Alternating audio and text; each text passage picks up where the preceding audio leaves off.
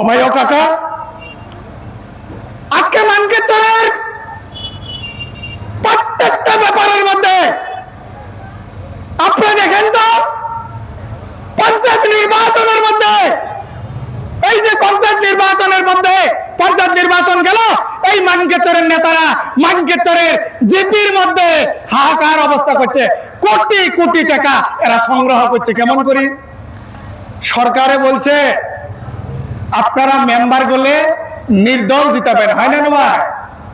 আমরা কি করছি? নির্দল জিতাইছি। এই নেতারা কি করছে?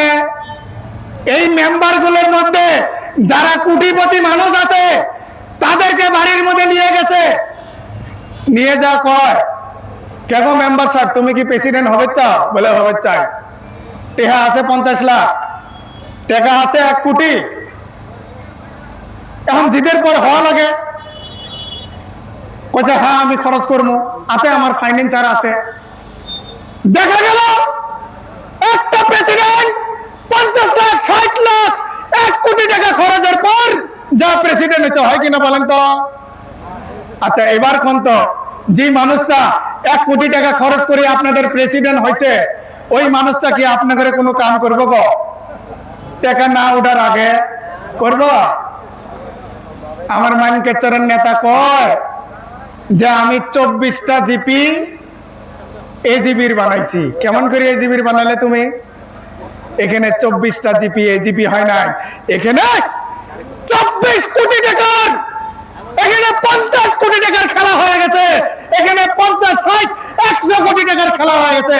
আর এই টাকার ভাগ এই 3 জন নেতা নিছে। কেমন করে জানেন?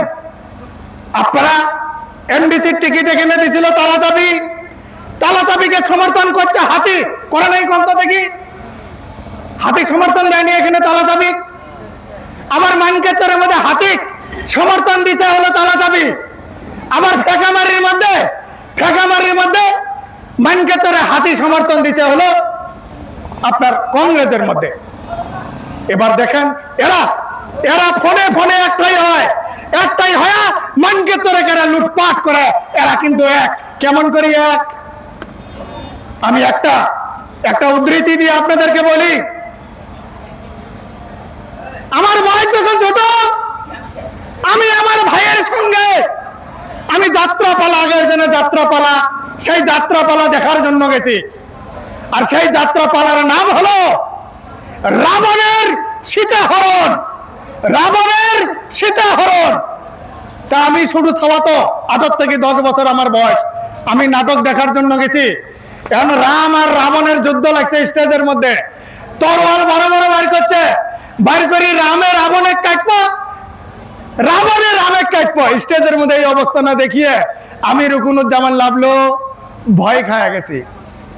বলে এতগুলো মানুষ, হাজার হাজার মানুষের মাঝখানে এরা তরোয়াল বাইর করিয়ে এই এক চুড়াবে চায়, ওই এক চুড়াবে চায়, পরবেন ভিতরে যা কি করে? বুঝছেন না? আমার ভয় হয়ে গেছে, এরা বেন ভিতরে যা কি করে। আমি তখন কি করছি, ওই গ্রিন রুম আছে, গ্রিন রুমের পর্দাটা একটা তুলি ধরি যা দেখি, ওই রাম আর রাবণ আর ওই সীতা, এই 3 জন মিল করিয়ে একটা হুক্কের মধ্যে ওরা তামুক খাবে লিখছে, তামুক। তার মানে এই 3 জন যে মানকেশ্বরের নেতা আছে না, এরা আপনাদেরকে নিয়ে খেলা করবে লিখছে, খেলা রাম রাবণের যুদ্ধ করবে লিখছে। এরা যখন বেলা কোনো কিছু প্রয়োজন হয়, এরা ফোনে আপনারা করে ফোন আসতেন, জামাত ইসলামের সাথে মতিয়ার মন্ডলের কথা হয়, মতিয়ার মন্ডলের সাথে আপনাদের আমিনুলের কথা হয়। আমি যদি মিথ্যা কথা বলি থাকি, এরা সবাই একগোট হয়ে আপনাদেরকে লুটপাট করে। একটা বার জিজ্ঞাসা করবেন, পাবেন যে আপনাদের বেগাপাড়া অঞ্চলের মানুষ, যে মানুষটাকে আপনারা প্রেসিডেন্ট নির্বাচিত করলেন, সেই মানুষটা অন্তত 50 লাখ টাকা খরচ করে নাই? হ্যাঁ, কোন দলের সমর্থন নিয়ে হয়েছে? দল তো নাই এখানে। আমার মানকেশ্বরেরটা তো বড় বড় লেকচার মারে আমি করাইছি, আসলে কেউ করায় নাই, এখানে টেকায় করাইছে। এবার আপনারা দেখেন, এই বাগাপাড়ার অঞ্চলের মানুষ, এই বাগাপাড়ার প্রেসিডেন্ট এত টাকা খরচ করার পর একজন প্রেসিডেন্ট হয়েছে। এখন সেই মানুষটা নিজের টাকা না তোলার আগে আপনাদের কি 5 পয়সার কাম হবে নাকি? কোন তো এদের কি করা লাগছিল?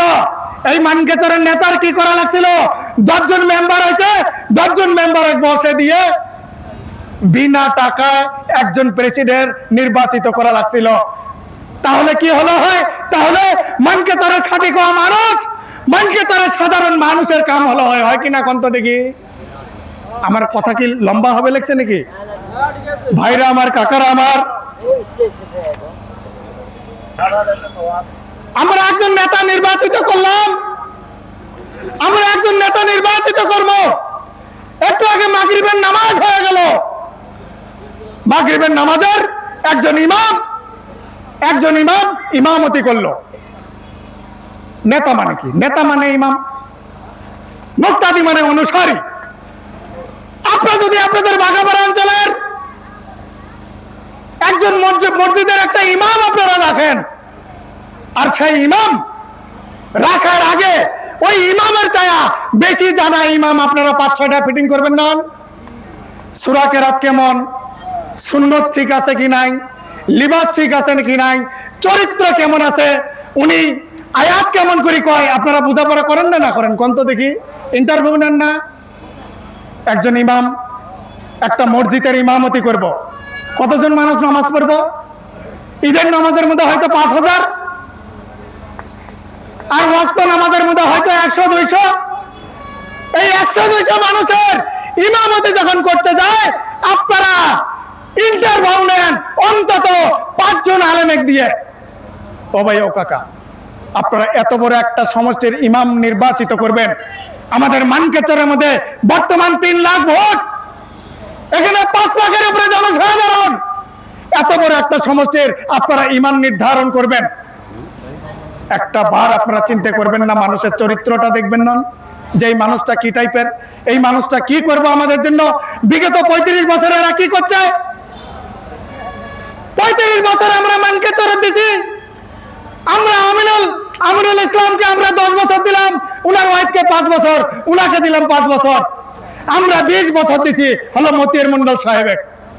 ওনারা মানকেচর সম্বন্ধে কি করছে, মানকেচরের জন্য কি করছে? আজকে কুকুরাডাঙ্গার বাঁধ, এই কুকুরাডাঙ্গা বাঁধের জন্য আমাদের মানকেচর সমষ্টির নেতাগুলো নাটক আরম্ভ করছে। নাটক যখন বেলা 10 বছর, 15 বছর, 20 বছর, 30 বছর তোমরা রাজত্ব করছিলে, তখন বেলা কুকুরাডাঙ্গার কথা তোমরা চিন্তা করো নাই। আজকে কসার ভাঙ্গে, নদী ভাঙ্গে, হাসিংমারি যায়, আর এরা নাটক শুরু করছে। ভাইরা আমার, কাকারা আমার, আপনারা একজন ইমাম নির্ধারণ করবেন। সেই ইমামে ভোট দেওয়ার আগে আপনারা দেখবেন সেই ইমামের চরিত্রটা কেমন। ভাইরা,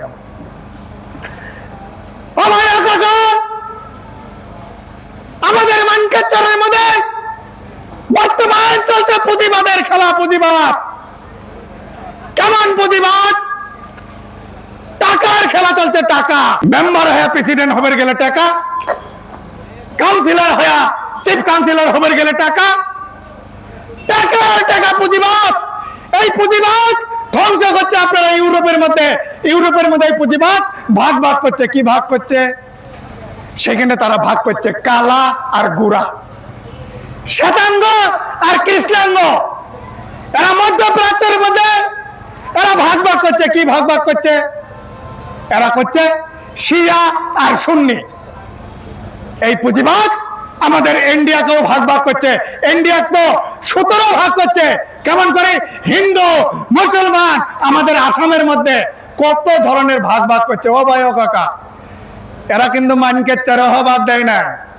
আপনারা কবেন যে মানকেচর কেমন করে ভাগ করলো? হ্যাঁ, এরা মানকেচর ভাগ করছে। কিরম ভাগ? এখানে এরা করছে কি, এটা মানকেচরত গেলে বুঝবেন। এরা মানকেচরক 2 ভাগে বিভক্ত করছে।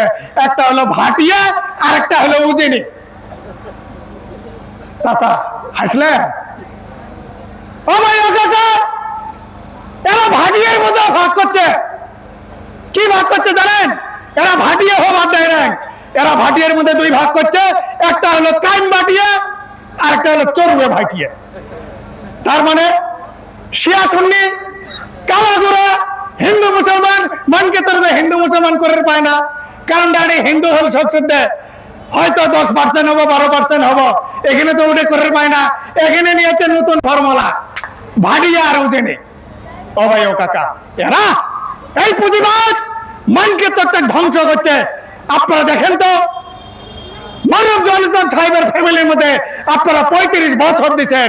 এই 35 বছরের মধ্যে আপনাদের পূর্বাঞ্চলের কি কাম করছে এরা? এই মরহুম জহুরুল ইসলাম সাহেবের ফ্যামিলি এই পূর্বাঞ্চলের মধ্যে কি করছে? আমি তো দেখি এই পূর্বাঞ্চলের নামটা রাখছিল আমাদের প্রাক্তন মন্ত্রী আমিনুল ইসলাম দুলাল সাহেব, হয় কিনা কোন তো? এই সাতটা জিপির নাম লাগছিল পূর্বাঞ্চল। আর আমিনুল ইসলাম দুলাল সাহেব এই 7টা জিপির মধ্যে উনি থাকাকালীন যে যে কামগুলো করছে আপনারা দেখেন তো, তারপর 4-5 বার এমএলএ হলো। এই পূর্বাঞ্চলে তেমন একটা কোনো কাম হয়েছে নাকি? কন্ত থেকে হাততালি কন্ত থেকে আপনারা, তেমন কোনো কাম হয়েছে? যা করছে আমিনুল ইসলাম সাহেবে করছে। উনি এখানকার নাম রাখছিল পূর্বাঞ্চল। পূর্বাঞ্চল এই জন্য রাখছে, এই বাঘাপাড়া অঞ্চলের কিন্তু সুনাম আছে। কি সুনাম? আমাদের মানকেশ্বরের রাজনীতির, আমি তো কব মানকেশ্বরের রাজনীতির রাজধানী হলো এই কালাপানি আর বাঘাপাড়া, হয় কিনা কন্ত দেখি? এই বাঘাপাড়া অঞ্চল থেকে যেটা হাওয়া উঠে, এদিকে ঝগড়াচ্চর, এইদিকে একদম টুমডি বালা ডুবা, একদম হাহাকার পরিচয়। এই কি সুনাম কিন্তু আপনাদের আছে এই বাঘাপাড়া অঞ্চলের মানুষ। আর এই অঞ্চলের মধ্যে যদি কোনো ক্যান্ডিডেট এমএলএ হতে চায়, তাহলে সর্বপ্রথম তার ভাগ্যের উদয়, যেরকম পূর্ব দিকে সূর্য ওঠে, তার ভাগ্যের উদয় এই কালাপানি অঞ্চল, এই কালাপানি জেলা পরিষদ এই বাঘাপাড়ার থেকে উঠতে লাগবে, হয় কিনা কন্ত দেখি? এটা হলো পূর্বাঞ্চলের ইতিহাস। অভয় কাকা, আমি আপনাদের বেশি সময় নিব না। আমি ঠিকমতো আপনাদের বসার জায়গাও করতে দিতে পারি নাই। আমি আবার আসলো। আর এতটুকু কথার মধ্যে অভয় কাকা, আমি রুকুনুর জামান লাভলো, আমি 2026-এর মধ্যে আমি কংগ্রেসের টিকিটের দাবিদার। এই জন্য আমি আপনাদের কাছে আসছি। আমি গৌরব গগৈর সময় আমাদের সভাপতি সাহেবের সঙ্গে দেখা করছি, আমাদের জিতেন্দ্র সিংহের সঙ্গে দেখা করছি। আমাকে একটা কথাই বলছে, রুকুনুজ্জামান লাভলো, তুমি যাও মানকেশ্বর, তুমি যাও বাঘাপাড়ার মধ্যে, যদি মানকেশ্বরের মানুষ এবার তোমাকে চায় তাহলে আমরা টিকিট তোমাকে দিব। অভয় কাকা, দলে যখন আমাকে টিকিট দিব, আমার মুখ দেখে দিব নাকি? আমার মুখ দেখে দিবেন না। দলে টিকিট দেওয়ার আগে আপনাদের অঞ্চলের খবর নিব যে ওই অঞ্চলের মধ্যে রুকুনুজ্জামান লাভলুকে চায় কি না। আর সেই জন্য আমি আপনাদের বাঘাপাড়া অঞ্চলের মধ্যে আছি। আমি জানি না এতক্ষণ ভাষণের মধ্যে আমি অন্তরের একটা কোণার মধ্যে আপনাদের কতটুকু জায়গা করে নিবার পাশে আমি জানি না। ভাইরা আমার, কাকারা আমার, আমি আপনাদের কাছে একটা জিনিস আবেদন করবো, কারণ আপনাদের কথার উপরে টিকিট হবো। আজকাল ইন্টারনেটের জামানা।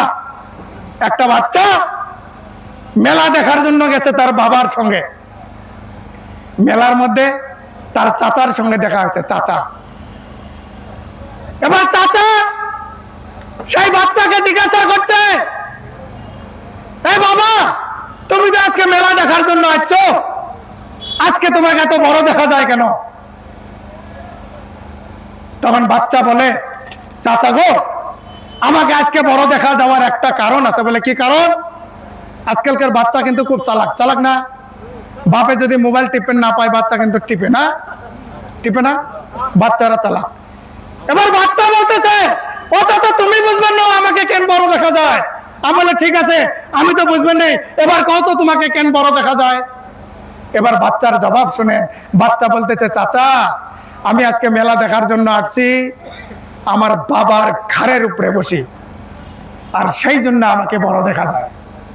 এই ইন্ডিয়ার মধ্যে যত নেতা দেখেন না, এই আসামের মধ্যে যত নেতা দেখেন, মানকেশ্বরের মধ্যে যত নেতা দেখেন না, সমস্ত নেতা কিন্তু আপনাদের ঘাড়ের উপরে বসে থাকে, সেই জন্য তাদেরকে বড় দেখা যায়, হয় কিনা কন্ত দেখি? আর যখন বেলা আপনারা ঘাড়ের থেকে নামে দিবেন, ওই নেতা আর খেতাও টিকে না, হয় না ভাই? আমি দীর্ঘ সময় আপনাদের সঙ্গে আলোচনা করলাম। আমি জানি না আপনাদের অন্তরের একটা কোণার মধ্যে আমি কতটুকু জায়গা করে নিবার পাশে আমি জানি না। আমি গরিবের ছাওয়া, আমি খাঁটি খাওয়া মানুষ, আমি আপনাদের মতো খাঁটি খাওয়া মানুষ। বর্তমান নেতাদের সাথে দেখা করতে আপনাদের 3 দিন লাগবে, কিন্তু আমার সঙ্গে দেখা করতে, ফোন করতে 3 সেকেন্ডও লাগবে না। সর্বসময় আপনাদের জন্য আমি রেডি থাকবো। ভাইরা আমার, কাকার আমার, আপনারা আমার জন্য, আপনারা যে যেখানে যাবেন, বাজারে যান, হাটে যান, ঘাটে যান, মাঠে যান, ময়দানে যান, চার দোকানে যান, আপনারা টোটোতে যান, টেম্পোতে যান, নাওতে যান, লঞ্চেতে যান, আপনারা যে যেখানে যাবেন, আপনারা আমার জন্য 5টা মিনিট আলোচনা করবেন। করবেন তো না? সবাই হাততালি কন্ত করবেন। আপনারা 5টা মিনিট যখন বেলা আলোচনা করবেন, এই খবরটা দিসমির পর্যন্ত যাব। আর এই অবদান রাখিয়া আমি জানি না আমার ভাষণের মাঝখানে আপনাদের অন্তরের মধ্যে আমি দুঃখ দিলাম কিনা জানি না।